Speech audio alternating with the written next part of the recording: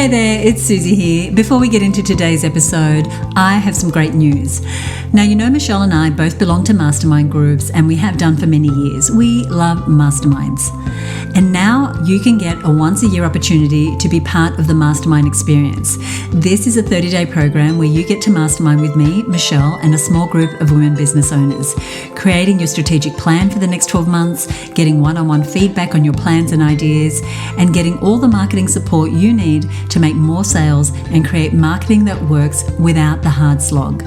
Join us at the Mastermind Experience. Places are strictly limited, so head on over to herbusinessmastermindexperience.com to get the details. That's herbusinessmastermindexperience.com to get more detail.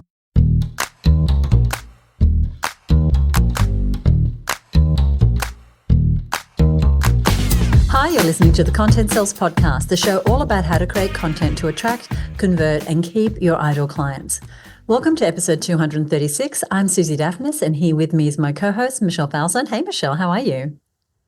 Hey, Suzi, I'm very well, thank you.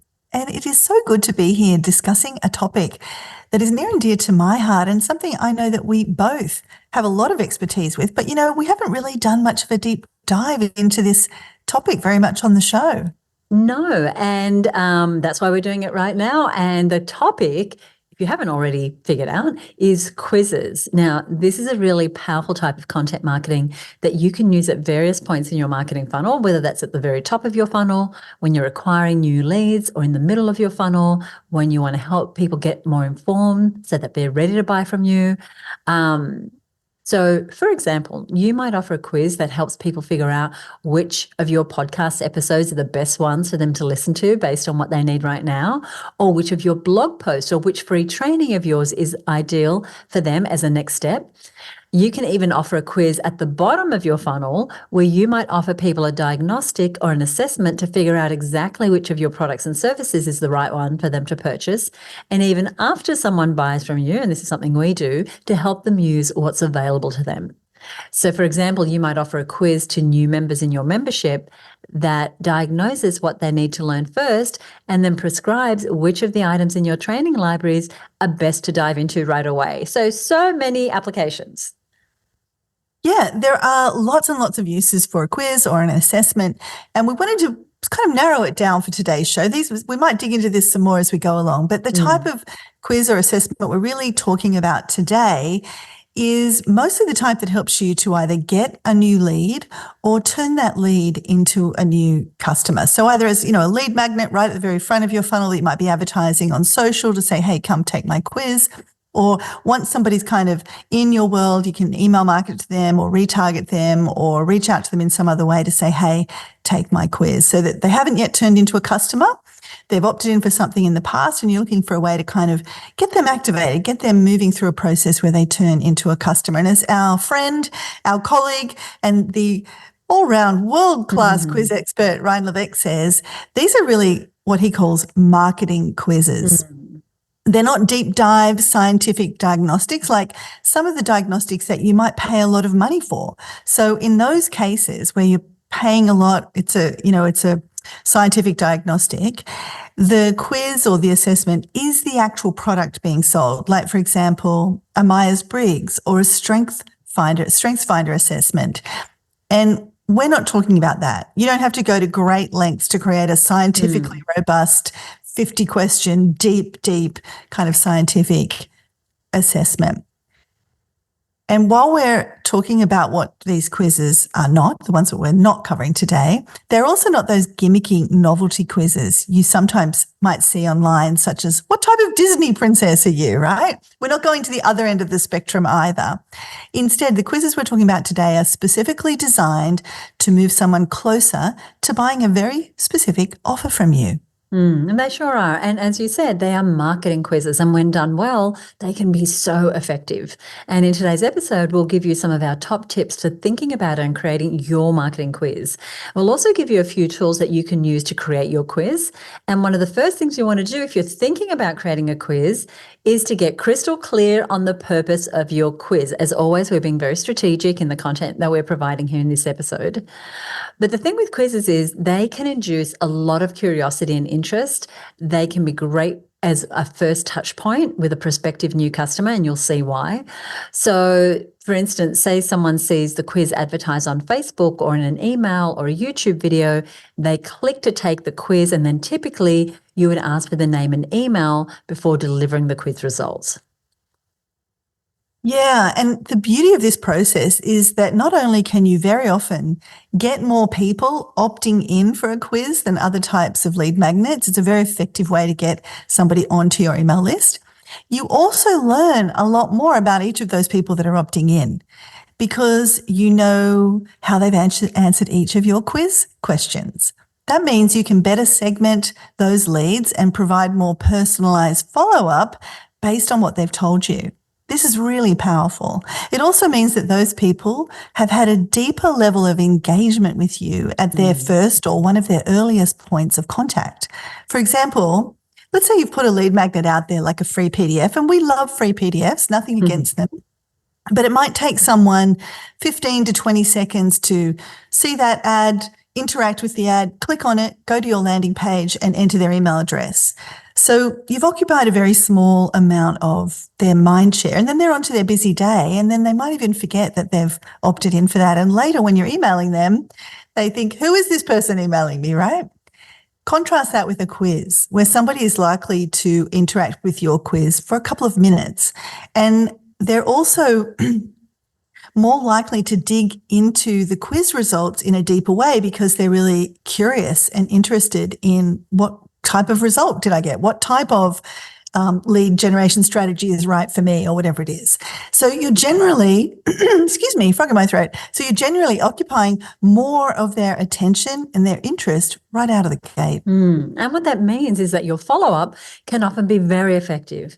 It also means that you can see a high number of people moving forward to the next step that you want them to take right there and then at the end of your quiz, and this is very important. And those next steps can be varied. It could be that you want them to go straight to your e-commerce store and buy the product that you recommended. It could be that you invite them to a free webinar or training, and on that webinar, you're going to make an offer for your product or service. It might be that you want to send them to a sales page where you provide a long form sales letter persuading someone to buy your product or service. It could be that you're offering a free trial of your software or your membership, or it can even be that you invite them to join your wait list for when your special offer next becomes available. So you're really only limited by your imagination in terms of the next steps that you can offer right there when someone completes the quiz. The important point is that your quiz has the person taking the quiz really wanting and feeling like they need that next step. So, for example, we had a quiz for her business, which was, what is your networking personality? And when someone took that quiz, they were given their results. They were organized into one of 3 types of networking personalities that we see here in the Her Business Network. And for each of those types of networking personalities, there were strengths and blind spots and opportunities. And so we were able to speak to each personality type individually about what type of networking suits them best, which then opened the door nicely for us having a conversation with them about joining the Her Business Network.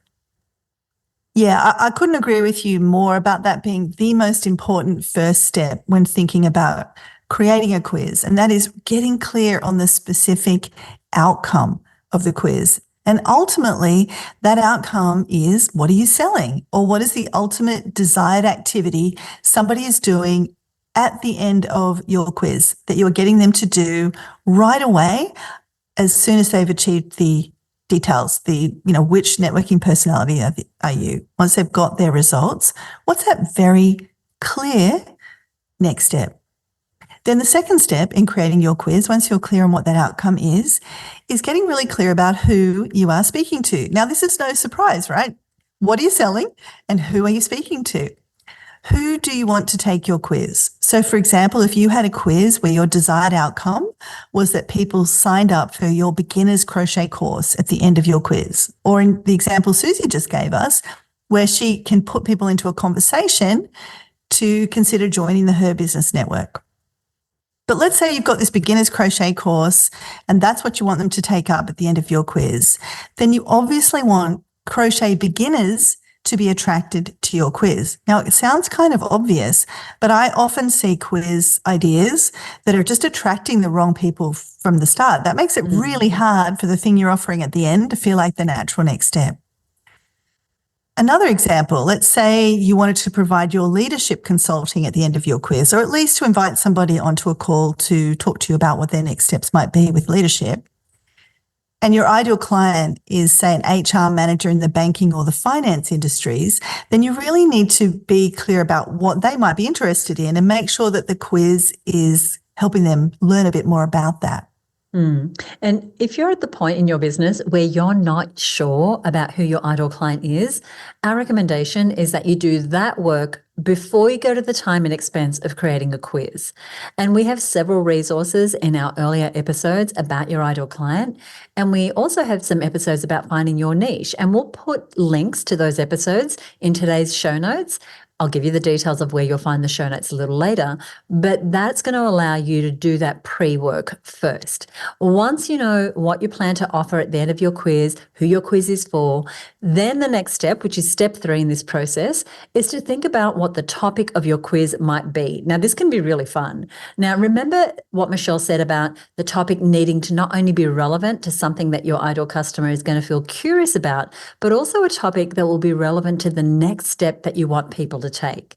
So when thinking about your quiz topic, here are a few really quick tips. The first is, what is the topic that people are always asking you about? For example, let's say you're a beautician. Maybe people are always asking you about how to know the right skin routine for their skin type. That would be an excellent topic for a quiz. Another tip to help you think about the topic of your quiz is to look at a big mistake that people either make or they're afraid they will make when it comes to the solution, the product or service that you provide. So let's say you're a financial planner and you help people plan their retirement. Perhaps many of your ideal clients are worried about choosing the wrong investing strategy. So a quiz about the right investing strategy for your retirement could be an excellent topic for you. These are such great tips.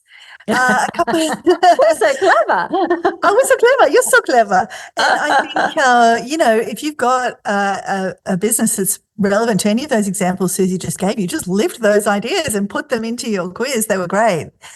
Also, a couple of things as you're just pondering, what will my quiz be about?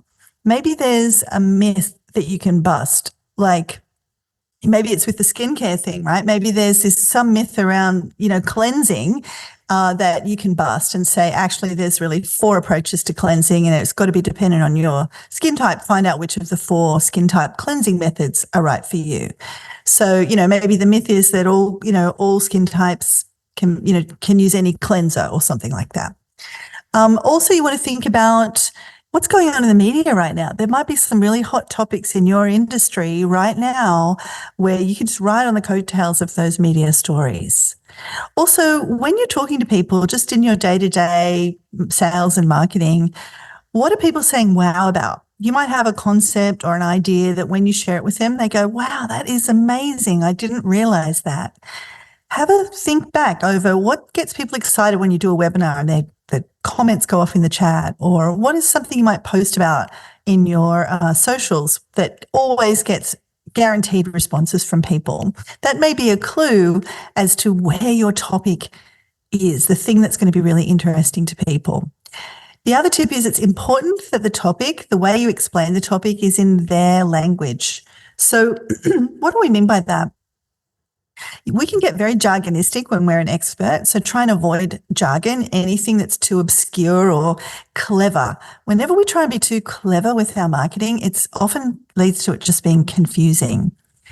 Also, what is the conversation going on in your ideal customer's head? So I once did a quiz with Ryan Levesque. We worked on this quiz together for his Choose book. Actually, we're promoting the Choose book. And Choose was all about how to sort of choose your market. But the quiz we went out with was, what type of business should you start? Because that is the conversation that was going on in Ryan's ideal customer's head. Now, once they took the quiz, we were able to say, hey, this is the ideal type of business you should start. But here's the thing, it's not what, but who. Who should you be serving? How do you know if this business is targeting the right market? Well, that's exactly what's covered in the book Choose. Go ahead and buy my book Choose. So you see how it was kind of a really natural lead in. We knew we began with the idea we wanted to sell the book. We came up with a topic that was going to attract the right people. It was people that were looking to start a business. We knew we needed those people. They were the ones that were going to be interested in the book. But they didn't yet have the sophistication to think about their ideal client as much as they were already thinking the sentence in their brain, what type of business should I start? So we just made life easier for ourselves and went out with a quiz that answered the thing that was in their mind. And then gradually, as they came through the quiz and we had more opportunity to talk to them, we were able to say it's not actually what type of business, but who are you serving? So that's the other thing. And also being specific. So I just gave you an example there. We were looking for small business owners or people just starting a business. So we really came up with a very specific topic. And just recently in our mastermind group, we've got a number of our masterminders doing quizzes. And Chandra Moran from the Transit Lounge, who helps women with a service-based side hustle, she was thinking about a topic for her quiz being, what's your business growth style? Now, that's pretty good. However, business growth is a really broad concept. Like any kind of business owner might be attracted to that. But Chandra's really looking for people, specifically women, who have a side business, and not just any side business, but a side business where they're providing services like, say, HR or communications or marketing or branding. And so what we kind of counseled her on was maybe she should come up with a quiz topic that was more like this. What's the best way to get sales for your side business? Or what's the best way to get sales for your service-based side business? That's likely a question that they're asking themselves. How am I going to get more sales? So there's some of our top tips on choosing a topic. Now it's time to think about the fourth big step in the process, and that is, what are the categories that you're going to put people into once they've taken your quiz? And sometimes these are the buckets, if you want to think of it that way, or the results that people are going to get. So how might you categorize the topic of your quiz? So Suzi gave you some great examples earlier of the networking personalities. There were 3 distinct networking personalities that Suzi noticed inside her community. And so that was a really great way to categorize people or to bucket people once they completed her quiz. So for example, in a skin type quiz example, you might already know there are 5 main skin types: normal, oily, dry, combination, sensitive. And you might know the best skincare option for each. So for example, the dry skin type might need what you call the hydration boost regime. So that could be the name of the category that you would put a person into who had, say, a dry sort of skin type. You're in need of a hydration boost, right? So have a think about what are the types of categories that you can organize people into once they've taken your quiz, once they've answered your questions. And you want to have between 3 to 5 categories, no less and no more. And this is a tricky place. People sometimes want to have 20 categories here, and trust me, that isn't serving you or the people taking your quiz. Yeah, that's a really, really great point.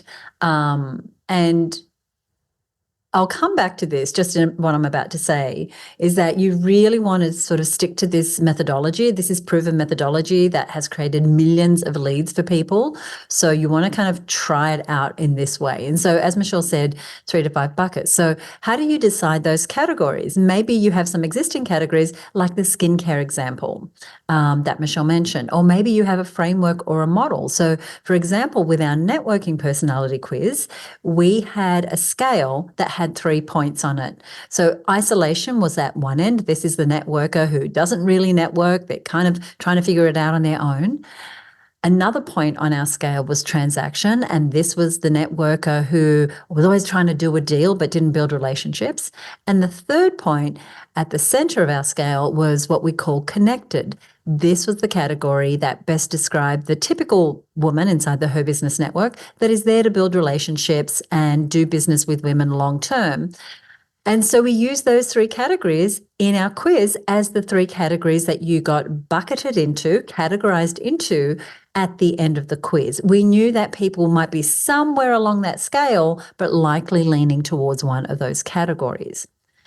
The other tip for categorizing your leads is if you have a journey or milestones. So for instance, if you had a business owner audience, maybe one of your categories could be startups. Another one could be people who are scaling the business. Another one could be people who are exiting the business, right? So you want to look at your business and think about those scales. So on this journey or milestones, if we go back to the example of the crocheter, example that Michelle gave earlier, there could be the person who's never done crochet, the person who knows how to do a square, like a granny square, the person who's a little more advanced. And so you're bringing people in, and then you can go, oh, okay, if that is you, then I'm going to point you to this particular product or service, or I'm going to speak to you in a particular way because, going back to the other example, you're a startup, therefore this is what's important from your business and this is how we can help you. If you are exiting, then you need something totally different. So really important to know where people fit in these categories. And as Michelle said, you want to limit it to 3 to 5 categories. It makes it simpler for them and makes it simpler for you. Right, especially if you are then going to kind of customize the email that you send to people and customize some of the follow-up. You don't want to be having to do, 20 different types of customization. And there really is a kind of a law of diminishing returns that happens. If you can pick around 3 to 5 categories that represent around 80% of your market, then that's really all you need to do. Much more than that, and you're just overcooking the soup, if you like. So it is great when you're thinking about the categories to think about what sort of categories or buckets do people want to be a part of. So sometimes, you might have a category that sort of feels a bit negative, and you've just got to be careful about those categories. Either A, find a different model so that people don't get categorized into something that feels like a criticism, or try and reframe that category so the sort of sting goes out of the tail of it a little bit. Like I remember there was a quiz example I saw once, and it was how ready are you, like how digital ready is your business? And one of the categories they'd chosen was you're a laggard. Like you're slow Nobody to wants come to be to the called market. a laggard, even if you know you're a I don't know. laggard. That's right. You don't have to throw it in my face. So, I would love to see, if you were sort of thinking something like that, I'd love to see you kind of reframing that a bit more so that it felt a little more compassionate, a little bit less like a criticism. And then so it might be, you're in a catch-up phase, for example. You're in the catch-up phase. That means you haven't kind of been an early adopter. You're not in the main swing. Maybe you're finding yourself a little bit on the back foot and you need to catch up. See, just a simple sort of shift in wording. I wouldn't mind being in that category. I might realize, hey, I think I've missed the boat a bit on this. I realize I've got some catching up to do, versus being called a laggard. So have a think about what are the buckets people want to be a part of. Also, the last thing anybody wants to do, even though these aren't scientific diagnostics, you do want to provide some level of self-discovery for the person taking your quiz. They have to kind of get to the end and go, oh, that was really, yes, that's interesting. I get that. That's given me some insight, right? So avoid being too obvious. Like I'm of a certain age now where I know my skin type. So if you kind of got to the end and just said, yes, you've got combination skin, Michelle, I'd be like, well, duh, I knew that at the start, but you might be able to tell me this really interesting skin approach to my skincare that I didn't know about before. So instead of just categorizing me into the skin type, maybe categorizing me into the skin routine that's right for my skin. So that example I gave before, instead of just saying, oh, you've got dry skin, you might put me into a category called the hydration booster category, which means I need a hydration boost for my dry skin. And here's what the hydration booster looks like. You're giving me some insights, some intel, some self-discovery. Now, the easiest, and you might have seen us talking about this the most, is to just think about putting people into a category of type. What type of people are they? What type of problem? What type of solution? That's one of the easiest ways to think about categorizing people. So we've kind of been giving you some very specific steps along the way. Think about what it is that you're offering at the end of the quiz.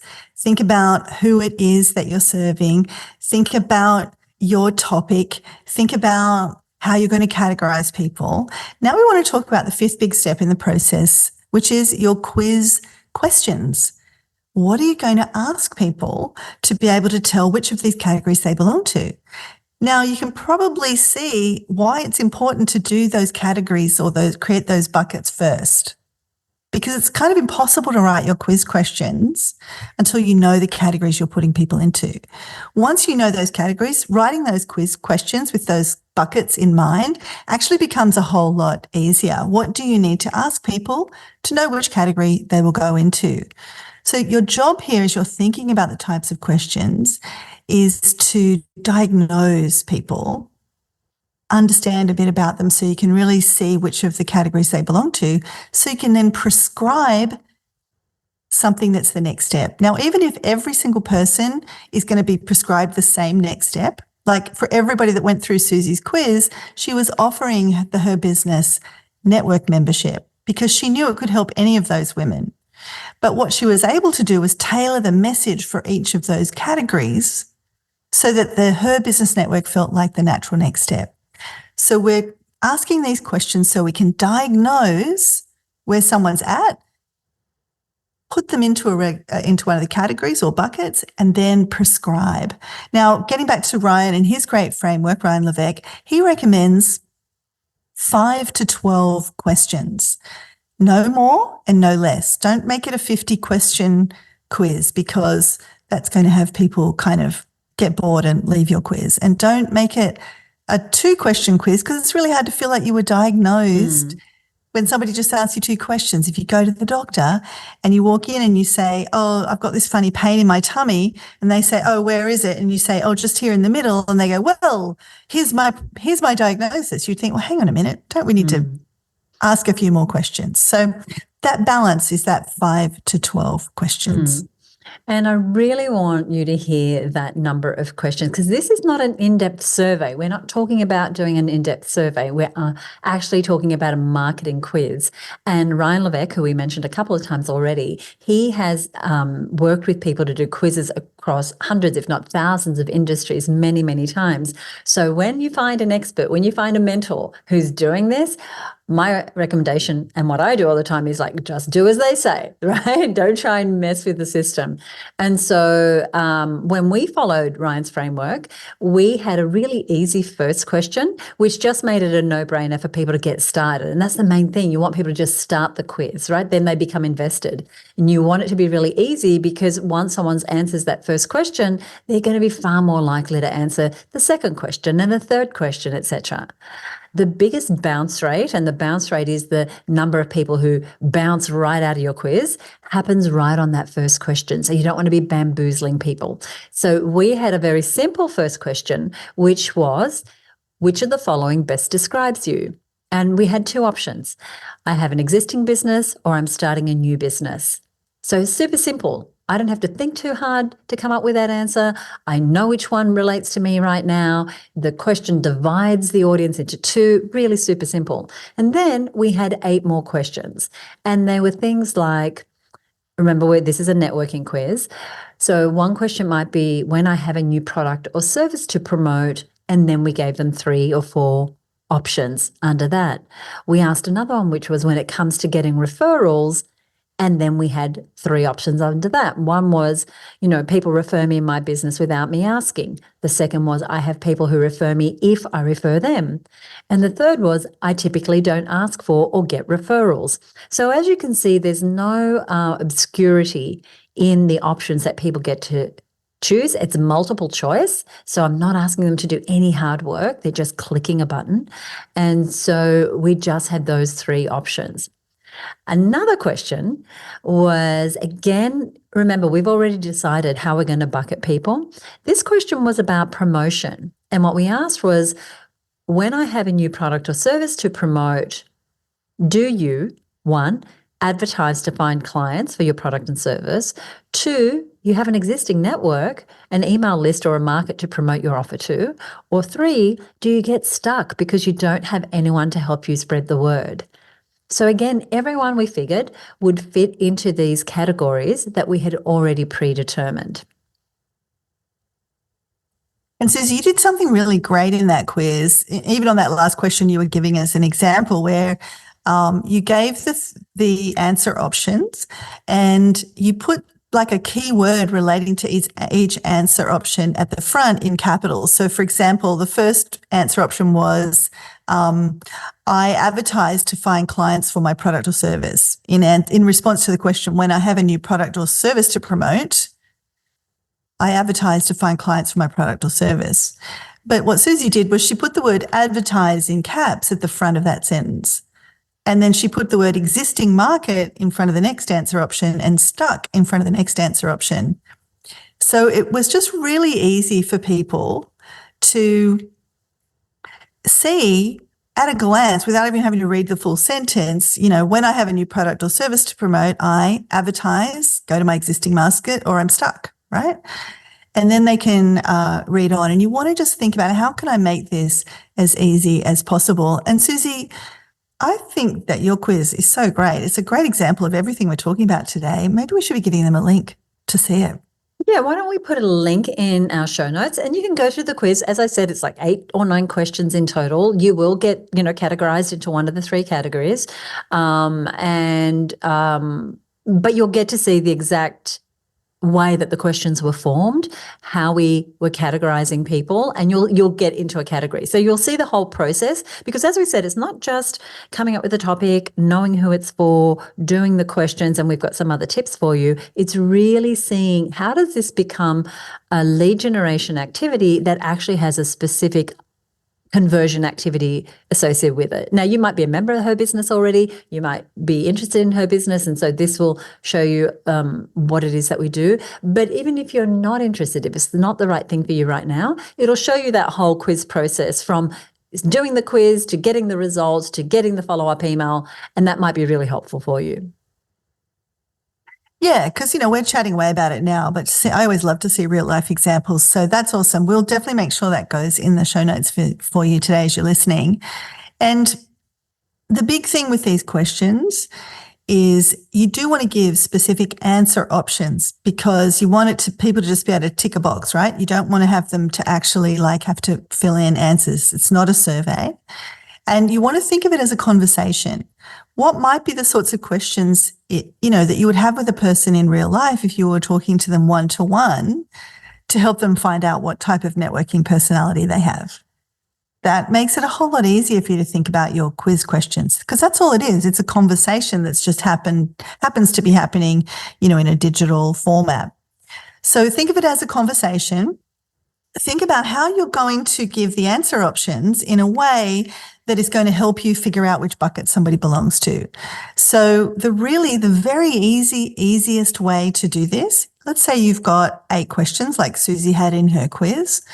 Only one of those actually needs to be the question that a person tells you which bucket they belong to. Now I'll say that again in a different way so this makes sense. Let's say I've asked a question in my quiz and I've got 4 answer options because I know in my quiz I've got 4 buckets. And let's just say it's answer option A, B, C, and D. Now, based on how a person answers that, I'm going to, if they answer A, I'm going to put them into, bucket banana. If they answer bucket B, I'm going to put them into bucket carrot. If they answer, I wish I'd have done this alphabetically. Let me go again. If they answer A, I'm going to put them into bucket apple. If they answer B, I'm going to put them into bucket banana. If they answer C, I'm going to put them into bucket carrot. And if they answer D, I'm going to put them into bucket. What the heck's a D? You should have thought of that. I'm going to put them into bucket dog. So now they don't know that. they've answered all the questions, but only one of those questions really actually determined which bucket I belong to. That is the absolutely easiest way to do it. Remember, this is not a scientific diagnostic. So just think carefully about how you might frame questions so that a person would arrive at the end of the process feeling like, hey, they really listened to me and saw what I had to say, and therefore this bucket that I've been put into makes sense. Now, you can have more than one question determine which bucket somebody goes into, and depending on what software you're using and how much kind of capability it has, you can do all kinds of things getting clever about how the answers put somebody into a bucket. But the very simplest way, and I have seen hugely successful quizzes, like multi-million-dollar quizzes, where only one of the questions actually was the question that segmented people into a bucket. So don't make this harder for yourself than it needs to be. And I mean, this is the rule for all things, right, Suzi? Yeah, absolutely. And you're hearing us like few questions, few buckets, keeping it simple. Because again, this is not a forensic exercise. This is a marketing quiz. Now, once you've got your questions, and I love all those tips that Michelle just gave you, there is one final super important question, which is where you capture their information. So this is typically, and certainly what we recommend, the last question you ask before you reveal the results. And typically you want to frame this as asking, where do you send their detailed reports with their results? So the fact that you have to have somewhere to send the report and their results is a great reason for needing the email address and the contact details. So then they put their information in, and you want to, again, keep it very simple. And you'll see this in our quiz. It's like first name, email, optional phone number in case you want to follow up with them. Then you send people to a page where you let them know that the report is on its way, but it doesn't end there.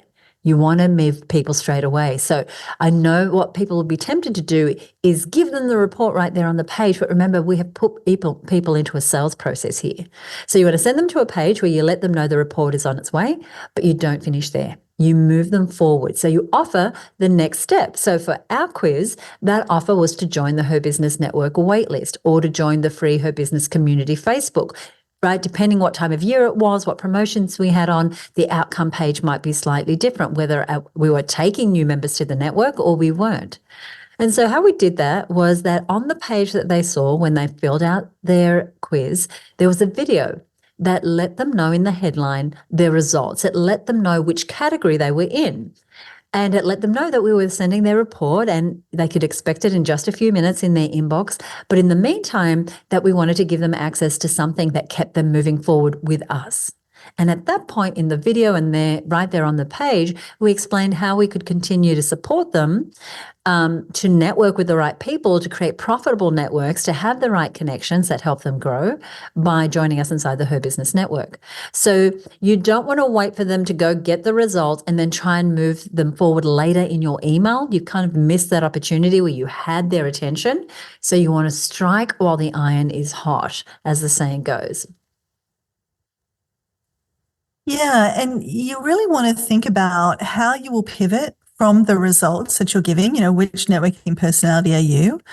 Because to the thing you're offering, because those results, as you're thinking about those, which categories you're going to put people into, they really only represent part of the story. How are you shifting from part of the story to the full story? So, for example, I've got a friend who has a business. She does coaching and courses and all kinds of, she's got books and things for parents of kids that just do not fit in the box. And so sometimes they've got behavioral issues. They've been diagnosed with, one condition or another. And so she has a quiz that helps sort of define some of the children's behaviors into categories. Now, really, regardless, like once you know that definition, that's only part of the story, isn't it? The full story is, now what do I do with that information? How do I now take this knowledge and turn it into something that's going to help me be a better parent of my child? Or how do I take the knowledge that I need, the hydration booster skin regime, to actually do something different with my skin and get better results with my skincare? Or how do I take the notion that I'm a bit more on the isolation side of the scale when it comes to my networking personality, and become more connected with my networking and get more sales through networking and be more powerful as a connected business owner, I need to join the Her Business Network. So what is the full story that I've only got a part of by getting the results? And that becomes the way you map them to the next step, map them to that moving forward towards the offer that you want them to take. And often a good strategy is to say, you know, regardless of whichever category, everyone needs X, you know, or you can add some points about why that specific bucket needs X. So just think about how are you going to transition from, okay, you've got the results, the story doesn't end there. Now I want to open up the conversation around what you can do next now that you know that. And how well you do that will determine how many people will take the next step with you. You want it to really feel like a hand-in-glove match. So the really successful quizzes take people through that question process, delivers the results, gives them some great insight, and then has a really powerful way to get them moving forward. And I totally 100% agree with what you said, Suzi, which is you want to do it right there and then on the page where you give them the results. Don't wait till you've sent them 10 more emails going deep into their results. The results are just a springboard into the thing you want them to do next. Now, that's step 5. We're going to give you step 6 and 7 in really quick order here because they're pretty straightforward. Step 6 is you send them the report, which has their results in it. So you've said, hey, tell me your email address so I can send you the report. You want to fulfill on that, but do not over-engineer that.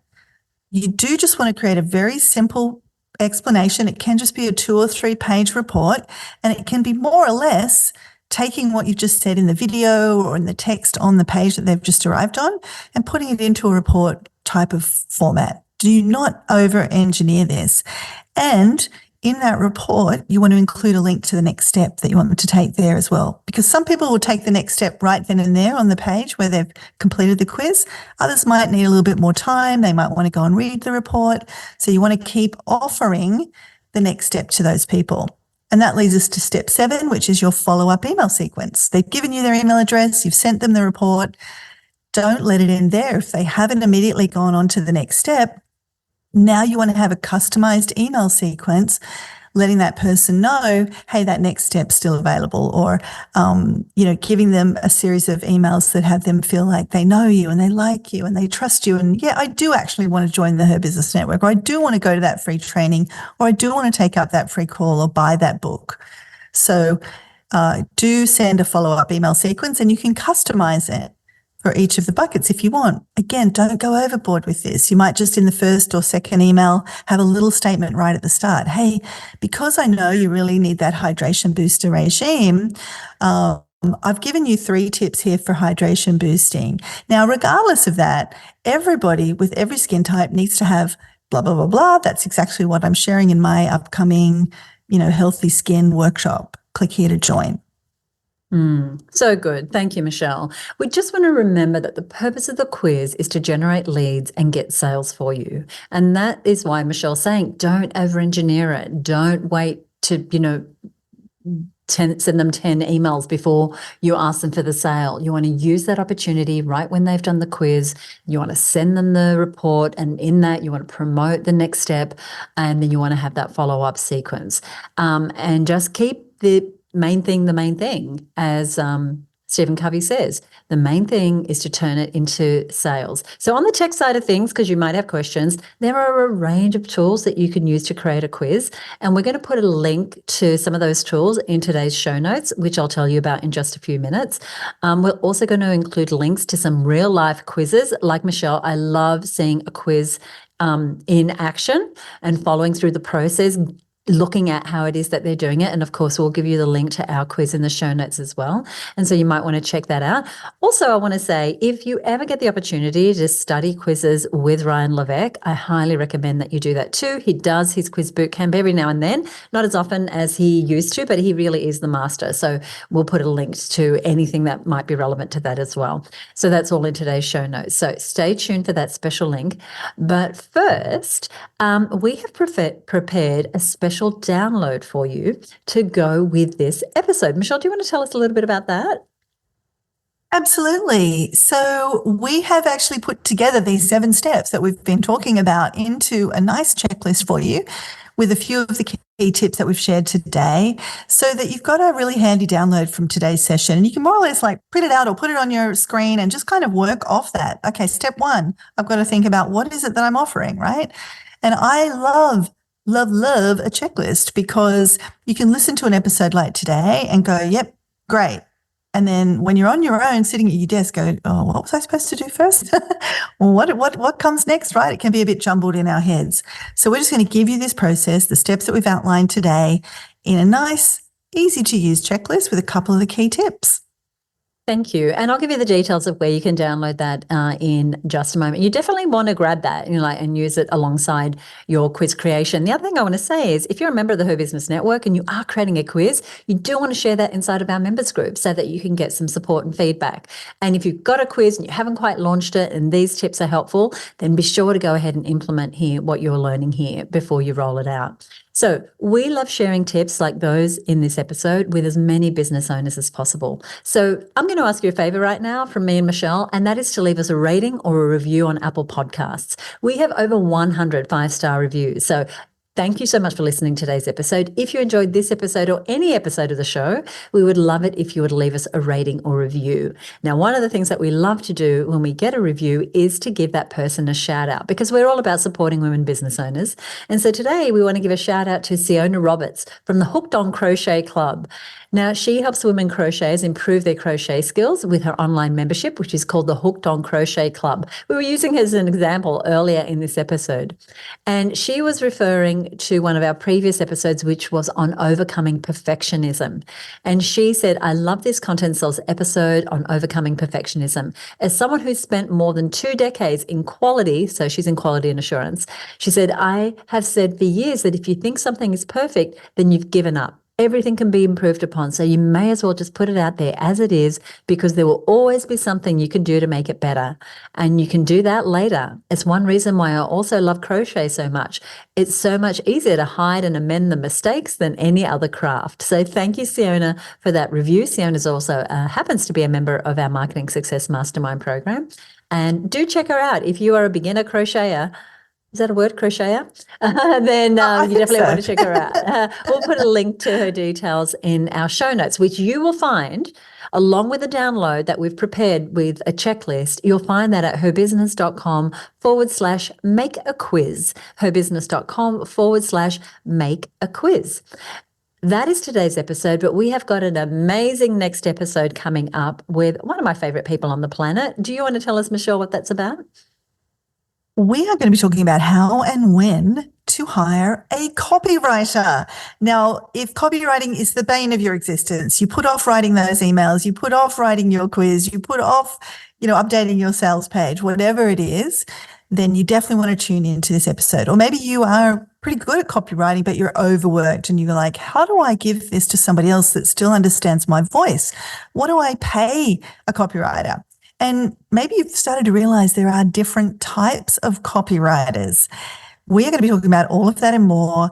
And again, with somebody who's Suzi's favorite person, who's one of my favorite people, and that is the amazing Belinda Weaver of Copyright Matters. And she is a copywriter herself with many years experience, and she's a copywriter coach. So she is absolutely the one to talk to on this topic. So that's how and when to hire a copywriter with Belinda Weaver in our next episode.